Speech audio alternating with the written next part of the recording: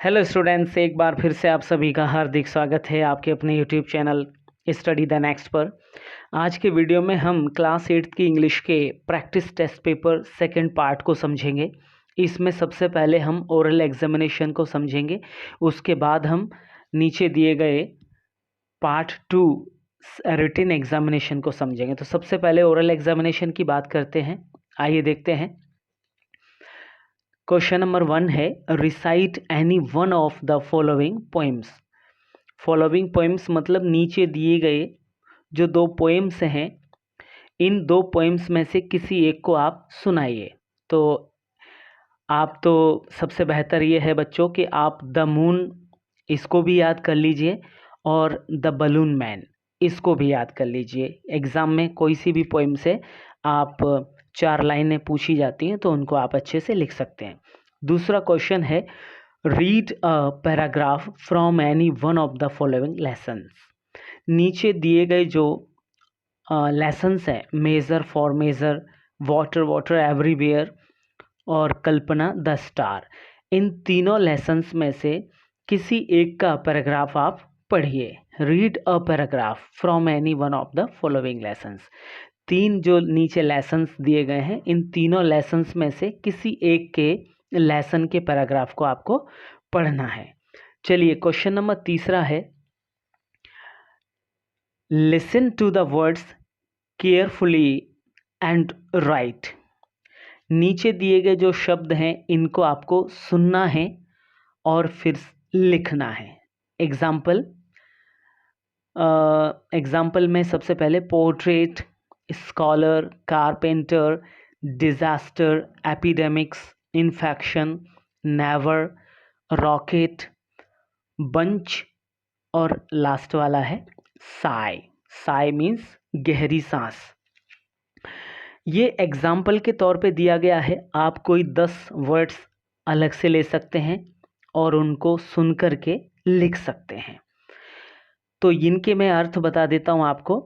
Portrait कहते हैं तस्वीर या चित्र को, स्कॉलर कहते हैं विद्वान को, कारपेंटर कहते हैं जो फर्नीचर का काम करते हैं, इसको हिंदी में बढ़ई कहा जाता है। डिजास्टर का अर्थ है, डिजास्टर कहते हैं आपदा को, एपिडेमिक्स कहते हैं महामारी को, इन्फेक्शन कहते हैं संक्रमण और नेबर कहते हैं पड़ोसी को, रॉकेट मीन्स प्रक्षेपास्त्र या अग्निबाण भी कहते हैं, बंच कहते हैं गुच्छा, साई मीन्स गहरी सांस। तो इस प्रकार आपका तीसरा क्वेश्चन भी हो गया। और क्वेश्चन नंबर 4 देखते हैं, listen carefully, listen carefully and right. ध्यानपूर्वक सुनिए और लिखिए। तो इसमें क्या है बच्चों, dictation of one short paragraph. ये जो डिक्टेशन कहते हैं श्रुतलेख, श्रुतलेख मतलब कोई बोल करके आपको लिखाएगा, अर्थात एक व्यक्ति या एक बालक बोल करके उच्चारण करेगा और आप उसको सुन करके लिखेंगे, ठीक ठीक लिखेंगे जिसमें कोई गलतियां ना हो। तो अधिकतर शुद्ध लिखने की जो प्रक्रिया है उसको डिक्टेशन कहा जाता है, इसको श्रुतलेख भी कहते हैं। तो ये एक एग्जाम्पल दिया है, आप अपने स्तर से किसी भी प्रकार का कोई भी एक पैराग्राफ ले लीजिए और उसके द्वारा बोल करके डिक्टेशन लिखा सकते हैं। चलिए, ये हमारा ओरल एग्जामिनेशन का पार्ट पूरा हुआ। सेकंड हम देखते हैं रिटन एग्जामिनेशन। तो रिटन एग्जामिनेशन में देखते हैं क्या है। इसमें सबसे पहले कुछ निर्देश दिए गए हैं, इनके बारे में बात करते हैं। पहला निर्देश है, ऑल क्वेश्चंस आर कंपलसरी। सभी प्रश्न अनिवार्य हैं, अर्थात सारे प्रश्न आपको हल करने हैं। दूसरा निर्देश है, right all the answers in English only. सारे उत्तर हैं वो आपको इंग्लिश में ही लिखने हैं। तो निर्देश के बाद पहला प्रश्न देखते हैं हम, question number 1, do as directed. इसका मतलब होता है जैसा बताया गया है वैसा कीजिए, अर्थात जैसे निर्देश दिए गए हैं उन निर्देशों के हिसाब से आप प्रश्नों को हल कीजिए। डू एज डायरेक्टेड का मतलब ये होता है जैसा बताया गया है वैसा कीजिए। पहला प्रश्न देखते हैं इसमें, right the superlative degree of the following words. Following words का मतलब ये जो शब्द नीचे दिए गए हैं इन शब्दों की सुपरलेटिव डिग्री लिखनी है। बच्चों डिग्री 3 प्रकार की होती है। नंबर पहली होती है पॉजिटिव डिग्री, दूसरी होती है कंपैरेटिव डिग्री, तीसरी होती है सुपरलेटिव। तो ये जो शब्द दिए गए हैं इन शब्दों के सुपरलेटिव डिग्री लिखने हैं। Bad, few, thick, tall. तो बैड का सुपरलेटिव डिग्री है वर्स्ट, फ्यू का है फ्यूएस्ट, थिक का है थिकेस्ट, टॉल का है टॉलेस्ट। बच्चों यहाँ पर एक बात बताना चाहूँगा कि ज़्यादातर सुपरलेटिव डिग्री लिखते समय जो लास्ट में ईएसटी आता है, क्या आता है ईएसटी, और कंपैरेटिव डिग्री लिखते समय लास्ट में ईआर आता है। ये जनरली एक पहचान है, इससे आप अच्छे से समझ सकते हैं कि कोई डिग्री कंपैरेटिव है या सुपरलेटिव। दूसरा प्रश्न है यहाँ पर give plural forms of the following words. नीचे दिए गए शब्दों के बहुवचन रूप लिखिए। बहुवचन मतलब प्लूरल फॉर्म्स को ही बहुवचन रूप कहते हैं। तो यहाँ पर देखिए CALF काफ, इसका बहुवचन हो जाएगा CALVES। एफ वी में कन्वर्ट हो गया और ES और लगा दिया हमने यहाँ पे, तो काफ का हो गया काफ्स। टूथ इसका पहले से ही बना हुआ रहता है, इसका टीथ हो जाता है। टूथ मीन्स एक दांत, टीथ मीन्स बहुत सारे दांत। काफ मीन्स बछड़ा, काफ्स मीन्स बहुत सारे बछड़े। मैन MAN, यहाँ पर प्लूरल बनाते समय इसमें ई हो जाता है, मैन MEN। और शीप का शीप ही रहता है, इसका प्लूरल और सिंगुलर कहते हैं बच्चों एक वचन को, और प्लूरल कहते हैं बहुवचन को। तो यहाँ पर शीप का एक वचन और बहुवचन दोनों समान है। चलिए तीसरा प्रश्न देखते हैं। Change the following sentences into interrogative sentences. नीचे दिए गए जो वाक्य हैं इन वाक्यों को इंटरोगेटिव सेंटेंसेस अर्थात प्रश्नवाचक वाक्यों में बदलना है। तो चलिए पहला वाक्य देखते हैं। Mohan place tennis. Mohan tennis खेलता है। इसको प्रश्नवाचक वाक्य में बदलने से पहले इस वाक्य के बारे में जानते हैं कि ये किस टेंस का है। तो सबसे पहले हम देखते हैं कि इसकी मुख्य क्रिया का फॉर्मेट क्या है। तो मुख्य क्रिया प्ले में एस लगा है, इसका मतलब है कि यह वाक्य प्रेजेंट इंडेफिनेट टेंस का है, क्योंकि यहाँ पर मोहन जो करता है वह कर्ता भी एक वचन है, और एक वचन कर्ता के साथ में एस या ES या IES जब लगा होता है तो वाक्य प्रेजेंट इंडेफिनेट टेंस का होता है। तो सबसे पहले ये पता चल गया कि वाक्य किस टेंस का है। वाक्य है ये प्रेजेंट इंडेफिनेट टेंस का। अब इसमें जानते हैं कि इसकी सहायक क्रियाएं कौन कौन सी हैं। तो इसमें जो सहायक क्रिया है, तो पहली सहायक क्रिया इसकी डज और दूसरी है डू, या ऐसे डू कह सकते हैं या डज, कैसे भी कह सकते हैं, डू या डज। तो इनको जानते हैं कि डज जो सहायक क्रिया है वह एक वचन के साथ प्रयोग होती है और डू सहायक क्रिया बहुवचन के साथ प्रयोग होती है। तो इस प्रकार हमने यहाँ पर यह समझ लिया कि मोहन एक वचन है, तो यहाँ पर सहायक क्रिया के रूप में डज आएगा। चूंकि वाक्य प्रश्नवाचक बनाना है तो प्रश्नवाचक वाक्य बनाने से पहले हम ये ध्यान में रखेंगे कि उस सहायक क्रिया को कर्ता से पहले रखना है, और कर्ता से पहले रखने के बाद जो मुख्य क्रिया में एस या ES या IES जो लगा था या लगा है उसको हम यहाँ से हटा करके लिखेंगे। तो इस प्रकार ये सेंटेंस बन गया, डज मोहन प्ले क्रिकेट। तो ये वाक्य है, यह वाक्य आपका इंटरोगेटिव सेंटेंस बन गया। दूसरा है Ashok will go to market today. Ashok आज बाजार जाएगा। तो सेम नियम वही है कि इसका वाक्य का टेंस पहचानेंगे तो यहाँ पर वाक्य का पता चल रहा है कि विल या शेल जो भी सहायक क्रिया है इसमें से एक जो भी आए तो हम पहचान जाएंगे कि यह वाक्य फ्यूचर इंडेफिनेट का है। और फ्यूचर इंडेफिनेट में विल या शैल लगता है। विल आई और वी के साथ में शैल लगता है, विल बाकी अन्य सभी कर्ता के साथ लगता है।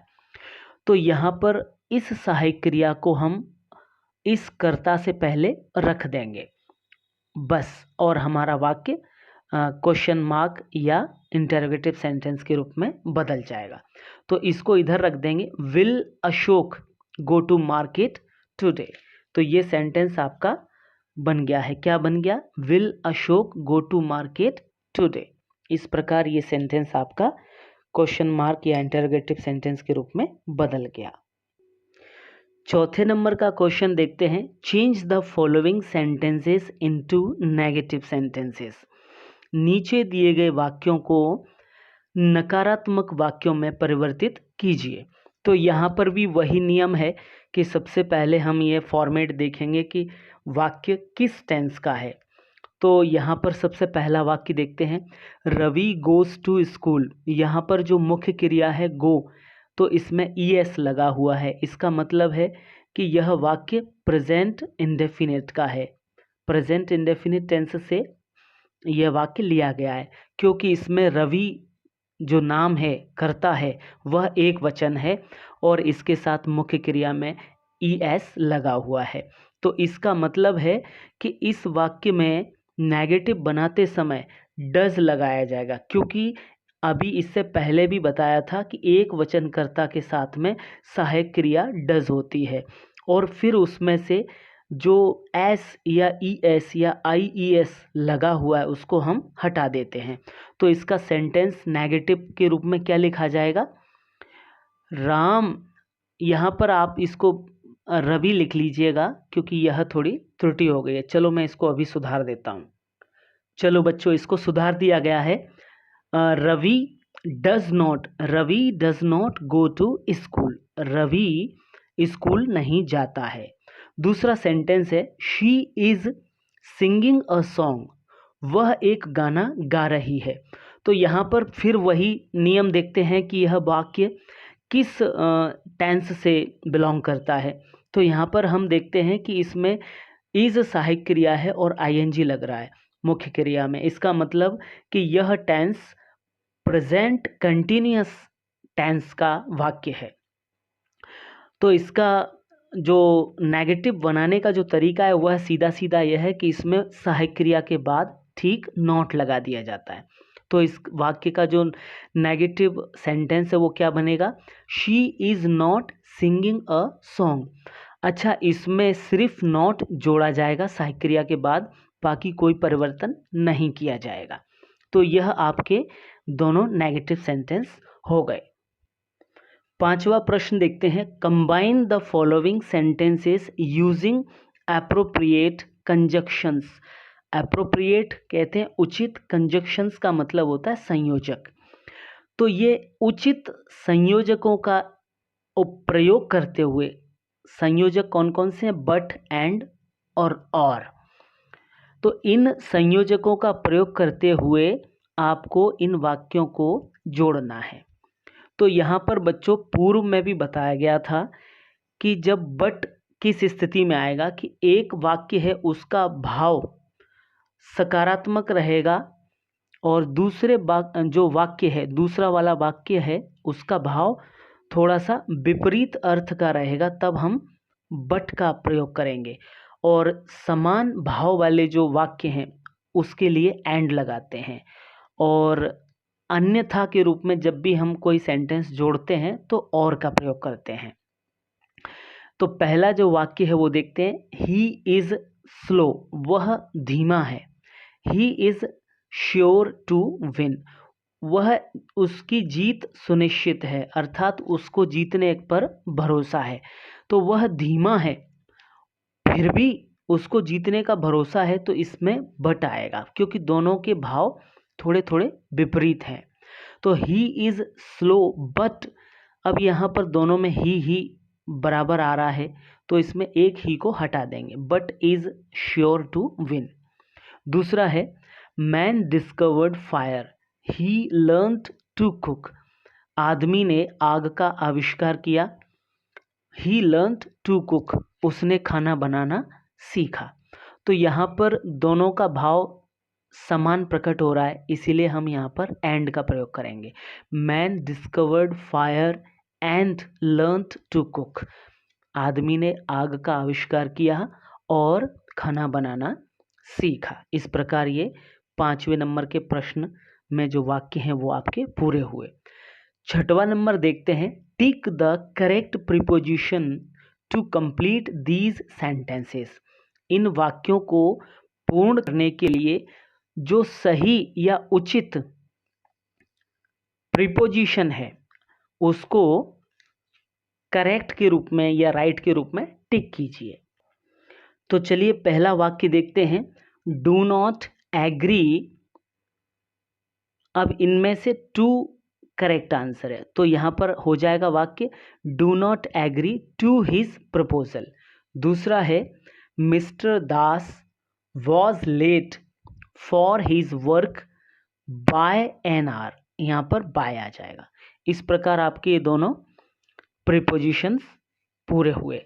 इनका पहले वाले हमने वीडियो में भी पूरा विवरण समझाया है, आप उस वीडियो में से भी इनको अच्छे से समझ सकते हैं। क्वेश्चन नंबर दूसरा है, match the following words of column A with their antonyms in column B. Match following words, ये जो नीचे शब्द दिए गए इनको मिलान कीजिए, किससे? देयर एंटोनिम्स, उनके विपरीत अर्थ वाले शब्द से। कॉलम बी में जो शब्द दिए गए इनसे मिलान करना है। तो हम यहाँ पर देखते हैं, लाइट, लाइट का अर्थ प्रकाश भी होता है और लाइट का अर्थ हल्का भी होता है। फॉल मीन्स गिरना होता है, स्लीप मीन्स नींद होती है, इमेजिनरी का अर्थ होता है काल्पनिक। तो इनके विपरीत अर्थ इधर लिखे हुए, इनको देख लेते हैं। राइज मीन्स उठना या उगना, अवेक मीन्स जागना, रियल मीन्स वास्तविक, हैवी मीन्स भारी। तो लाइट का हो जाएगा हैवी, भारी, हल्का, भारी। फॉल मीन्स गिरना, राइज मीन्स उठना, स्लीप मीन्स नींद, अवेक मीन्स जागना, या स्लीप मीन्स सोना, स्लीप कहते हैं सो जाना, और अवेक मीन्स जागना। इमेजिनरी का अर्थ होता है काल्पनिक और रियल का अर्थ होता है वास्तविक। इस प्रकार आपका ये मैच द फॉलोइंग वर्ड्स भी पूरा हुआ। बी नंबर का जो प्रश्न है, इसी का क्वेश्चन नंबर 2 का बी नंबर का प्रश्न है, उसमें देखिए, right the homophones for these words. ये जो नीचे जो शब्द दिए गए हैं, सबसे पहला स्टील, STEEL और KNOW, स्टील और नो जो 2 वर्ड्स दिए गए हैं, इन वर्ड्स के होमोफोन्स लिखने। अब होमोफोन्स क्या होते हैं? तो बच्चों, होमोफोन्स वो शब्द होते हैं जिनका उच्चारण एक जैसा आएगा लेकिन स्पेलिंग और उनके अर्थ अलग अलग आएंगे। जैसे कि स्टील, और इसका भी मतलब होता है स्टील, ये नो, इसका भी उच्चारण नो, उच्चारण समान है। अब अर्थ देखते हैं। स्टील, STEEL, इसका अर्थ होता है फौलाद या इस्पात, और STEAL, स्टील का अर्थ होता है चुराना या चोरी करना। KNOW, नो का अर्थ होता है जानना, और नो का अर्थ होता है नहीं। तो बच्चों, यहाँ पर होमोफोन्स के उच्चारण तो एक जैसे आए और इनके अर्थ अलग अलग हुए। अब प्रश्न नंबर सी पर आते हैं हम। Right the rhyming words for the following words. ये जो नीचे शब्द दिए गए हैं, फनी, बाउंड, मग, लाइट, इनके आपको राइमिंग वर्ड्स लिखने हैं। तो देखते हैं, फनी, बाउंड, मग, लाइट। सबसे पहले हम समझ लेते हैं राइमिंग वर्ड्स क्या है। राइमिंग वर्ड्स वो वर्ड्स होते हैं जिनका साउंड तुकांत होता है, अर्थात तुकांत शब्दों को राइमिंग वर्ड्स कहा जाता है। इनके अंतिम जो उच्चारण होते हैं शब्द के, वो एक जैसी ध्वनि में आते हैं। जैसे फनी, सनी, बाउंड, साउंड, मग, टग, लाइट, फाइट। तो ये आपके राइमिंग वर्ड्स हो गए। इनके मीनिंग्स हमने पहले बताए हुए हैं, आप अन्य वीडियोस को देखें और वहाँ से जानें। क्वेश्चन नंबर तीसरा है, answer any 5 of the following questions in 1 to 2 sentences each. तो ये बच्चों हमने क्वेश्चंस हैं, इसमें जो क्वेश्चंस हैं उन क्वेश्चंस को हमने पहले भी आपको फेयर कॉपी में लिखवाया है, वीडियोस में समझाया है, उनमें से आप लिख लें और अगर लिख लिए हैं तो वहाँ से आप इनको समझें या पहले के जो वीडियोस हैं उनसे आप इनको जानें। बी नंबर में भी क्वेश्चंस हैं, इनके आंसर्स आप वहीं उन्हीं वीडियोस से देख सकते हैं। नेक्स्ट पेज पर भी देखते हैं 2, 3, 4, ये भी क्वेश्चंस हैं। इन क्वेश्चंस के आंसर भी हमने पिछले वीडियोस में बताए हुए हैं, आप लेसन के हिसाब से इन क्वेश्चंस को वहाँ से समझ लीजिएगा। क्वेश्चन नंबर 4 में भी ये सारे क्वेश्चंस दिए हैं, इनके आंसर्स आप पिछले वाले वीडियोस में देख सकते हैं। क्वेश्चन नंबर 5 देखते हैं। क्वेश्चन नंबर 5 में क्या है, right any 4 lines of a poem you have read. आपने जो पोएम पढ़ी हैं उन पोएम में से किसी भी पोएम के 4 लाइन्स आप सुनाइए या लिखिए। तो ये भी आप अपनी किताब से देख करके कर लीजिएगा। चलिए क्वेश्चन नंबर 6 देखते हैं। क्वेश्चन नंबर 6 में read the following passage carefully. निम्न गद्यांश को ध्यानपूर्वक पढ़िए। तो बच्चों यह पैसेज है, इस पैसेज को पढ़ना है और इसके जो क्वेश्चंस हैं, फिर उन क्वेश्चंस के ये जो नीचे क्वेश्चंस दिए गए हैं, इन क्वेश्चंस के आपको आंसर्स इसी पैसेज में देख करके लिखने हैं। तो चलिए प्रारंभ करते हैं। Kabir grew up in a Muslim family. Kabir जो थे वो मुस्लिम फैमिली में पले बड़े थे, या कह सकते हैं कि उनका जन्म मुस्लिम फैमिली में हुआ था। He learned Sanskrit and Persian. Persian कहते हैं इसको, पर्शियन भी कह सकते हैं, पर्शियन भी कह सकते हैं और फारसी भी हिंदी में कह सकते हैं इसको। तो उन्होंने संस्कृत और पर्शियन या फारसी या पर्शियन या पर्शियन या फारसी, तीनों उच्चारण एक ही हैं। तो उन्होंने संस्कृत और फारसी भाषा सीखी थी। He wrote many songs and poems. उन्होंने बहुत सारे गाने, सॉन्ग्स, गीत और कविताएं लिखी। His songs and poems tell us. उनके गीत और कविताएं हमें बताती हैं, क्या बताती हैं? दैट गॉड इज़ एवरीवेयर, कि भगवान हर जगह मौजूद है, यानी भगवान हर जगह है। He taught everyone to love God. उन्होंने हर किसी को ईश्वर से प्रेम करना सिखाया। सबसे पहले उनके गीत और कविताओं में क्या वर्णन मिलता है कि ईश्वर हर जगह विद्यमान है या ईश्वर हर जगह उपस्थित हैं, और उन्होंने हर किसी व्यक्ति को या हर किसी को ईश्वर से प्रेम करना सिखाया। ही ऑलवेज सैड, वह हमेशा कहा करते थे क्या? Kabir is the child of Allah and Ram. वह एक तरीके से अपने बारे में कहा करते थे कि कबीर जो है वह अल्लाह और राम के बच्चे हैं। But this made both the Muslims and the Hindus angry. लेकिन इस बात ने जो मुस्लिम और हिंदू जो समुदाय थे, दोनों समुदायों को आपस में नाराज़ कर दिया। कैसे? इस बात से दोनों समुदाय नाराज़ हो गए। क्यों नाराज़ हो गए? They took him to the emperor. They took him to the emperor. वे जो हिंदू और मुस्लिम हैं, दोनों समुदाय कबीर को राजा के सामने ले गए। The emperor also got angry. Emperor also got angry, और राजा भी इस बात से नाराज हो गए। तो क्या हुआ? Throw this man into the river, he ordered his soldiers. उन्होंने अपने सिपाहियों को आदेश दिया कि इस व्यक्ति को नदी में फेंक दिया जाए। So the soldiers through Kabir into the river. इस प्रकार जो सिपाही थे उन सिपाहियों ने कबीर को नदी में फेंक दिया। But he did not die, लेकिन उनकी मृत्यु नहीं हुई। The second time they tried to kill him. दूसरी बार फिर से उन्होंने कबीर को मारने का प्रयास किया। They put him in a hut and set fire to it. उन्होंने जो कबीर थे उनको झोंपड़ी के अंदर रखा और झोंपड़ी में आग लगा दी। The hut burnt down but Kabir did not die.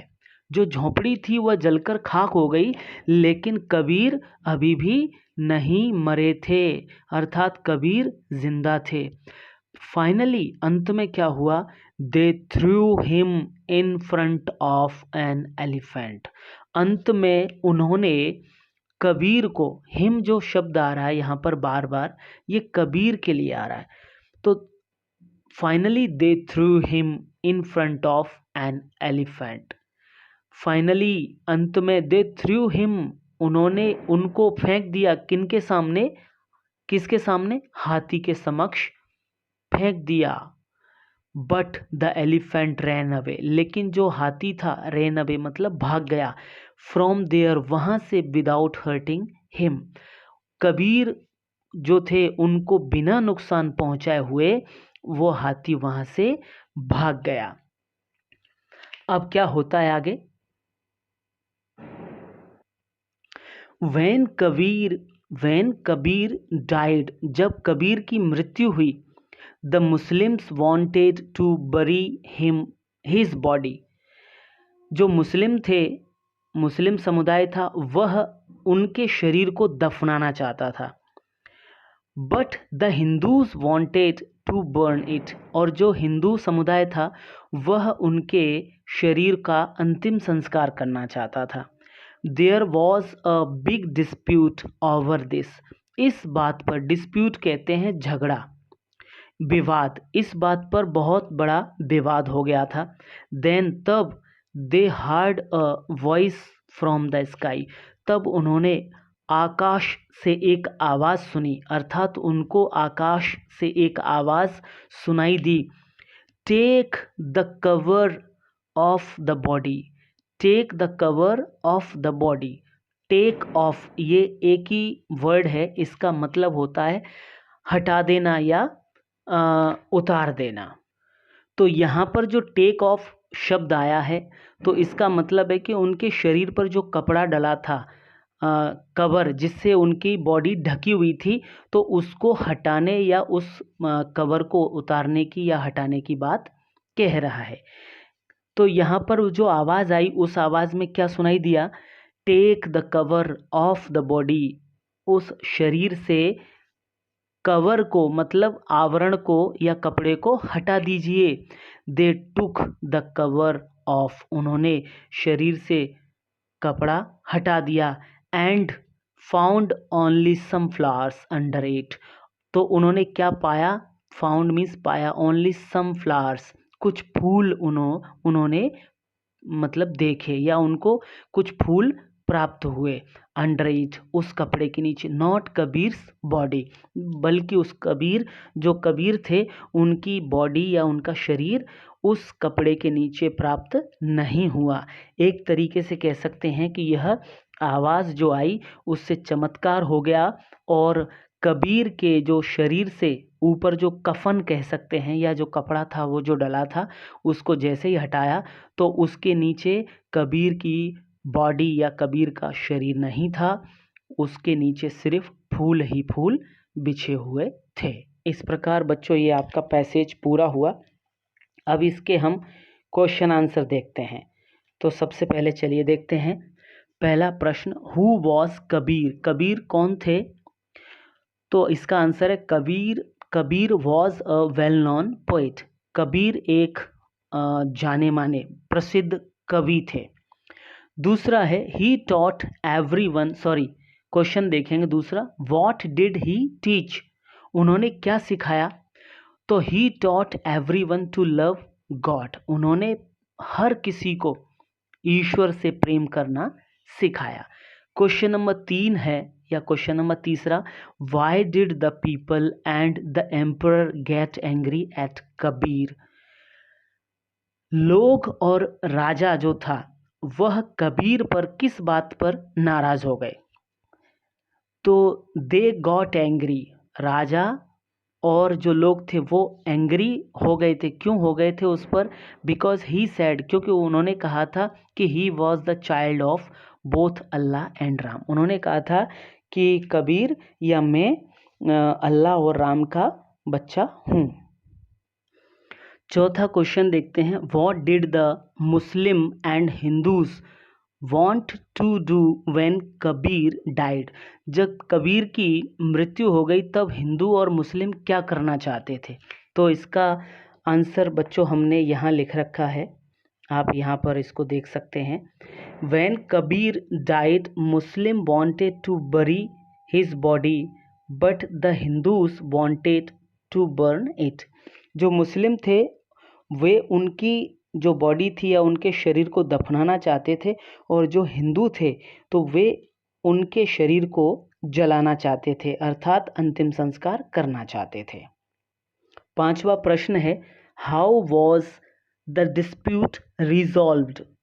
तो जो झगड़ा था वह कैसे हल हुआ, अर्थात जो हिंदू और मुस्लिम जो दफनाने और अंतिम संस्कार को लेकर के जो उनमें एक डिस्प्यूट था, विवाद था, वह विवाद का समाधान कैसे हुआ। तो इसका आंसर हम देखते हैं। इसका आंसर है बच्चों, the dispute was resolved when they heard a voice from the sky to take the cover of the body. वो झगड़ा था वो ऐसे शांत हुआ कि उनको आकाश से एक आवाज़ आई और उस आवाज़ में उनको सुनाई दिया कि उनके शरीर से ये कपड़ा हटा दीजिए। एज सुन एज, जैसे ही उन्होंने, they took the cover off, जैसे उन्होंने कपड़ा हटाया, and found only some flowers under it not Kabir's body. तो उनको इस कपड़े को हटाने के बाद उसके नीचे तत्काल फ्लावर्स या फूल बिछे हुए दिखाई दिए, न कि कबीर की बॉडी। तो कह सकते हैं कि यह एक तरीके से चमत्कार हुआ था कि आवाज़ सुनाई देने के बाद उन्होंने जैसे ही कपड़ा हटाया तो उनको सिर्फ फूल ही फूल नज़र आए, न कि कबीर की बॉडी। तो इस प्रकार बच्चों आपका ये पैसेज वाला हिंदी अनुवाद और इसके क्वेश्चन आंसर पूरे हुए। इसी पैसेज का दूसरा बी नंबर का प्रश्न है, से ट्रू और फॉल्स। बताइए कि गलत और सही कौन सा है। तो कबीर डिडंट लर्न संस्कृत, कबीर ने संस्कृत नहीं सीखी थी। तो बच्चों यह बात गलत है, क्योंकि यहाँ पर पहले ही स्टार्टिंग में बता दिया गया था कि ही लर्नड संस्कृत एंड पर्शियन, उन्होंने फारसी और संस्कृत सीखी थी। तो यह पहला जो वाक्य है वह फॉल्स है, गलत है। दूसरा है, the emperor ordered the soldiers to throw Kabir into the river, राजा ने अपने सिपाहियों को कबीर को नदी में फेंकने का आदेश दिया था।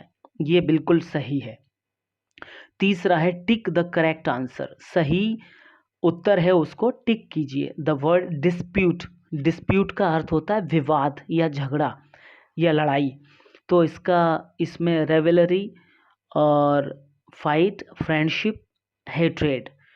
तो यहाँ पर फाइट है इसका सही उत्तर। फाइट मीन्स लड़ाई, और फ्रेंडशिप दोस्ती, हेट्रेड मीन्स घृणा। और यहाँ पर जो पहला शब्द है राइवलरी, इसका अर्थ होता है प्रतिस्पर्धा। तो यहाँ पर ये फाइट इसका करेक्ट आंसर है। डी नंबर के प्रश्न को देखते हैं, give the second form of the following verbs with the help of story. Story की सहायता से उसमें से देख करके, जो अभी पैसेज था उस पैसेज में से देख करके इन जो वर्ड्स हैं इनके सेकंड फॉर्म लिखिए। तो यहाँ पर टीच जो है इसका है TAUGST, टॉट। ट्राई का है ट्राइड, TRIET। तो इस प्रकार आपका ये डी नंबर का क्वेश्चन भी पूरा हुआ। लास्ट क्वेश्चन है question number 7। Write an application to your headmaster requesting him to sanction you a scholarship. अपने हेडमास्टर को एक एप्लीकेशन लिखिए जिसमें आपके द्वारा स्कॉलरशिप अर्थात छात्रवृत्ति को मंजूरी देने के लिए एक अनुरोध पत्र लिखना है। तो ये बच्चों जो एप्लीकेशन और ये लेटर हैं ये हम अगले वीडियो में आपको बताएंगे। और क्वेश्चन नंबर 8 में ये ऐसे हैं Kalpana Chawla a visit to Kanha Kisli an Indian festival wonder of science. तो इन सभी लेटर एप्लीकेशंस और निबंध की चर्चा हम अगले वीडियो में करेंगे। तो आज के वीडियो में ये रिवीजन एक्सरसाइज का प्रैक्टिस टेस्ट पेपर 2 पूर्ण हुआ और इसके बाद नेक्स्ट वीडियो में हम फिर से लेसन्स की शुरुआत करेंगे। आज का वीडियो आपको कैसा लगा ज़रूर। वीडियो अच्छा लगा हो तो वीडियो को लाइक और शेयर करें, साथ ही साथ चैनल को सब्सक्राइब कर बेल आइकन प्रेस करें जिससे आपको नोटिफिकेशंस समय समय पर मिलते रहें। अगले वीडियो में फिर मिलते हैं, तब तक के लिए धन्यवाद।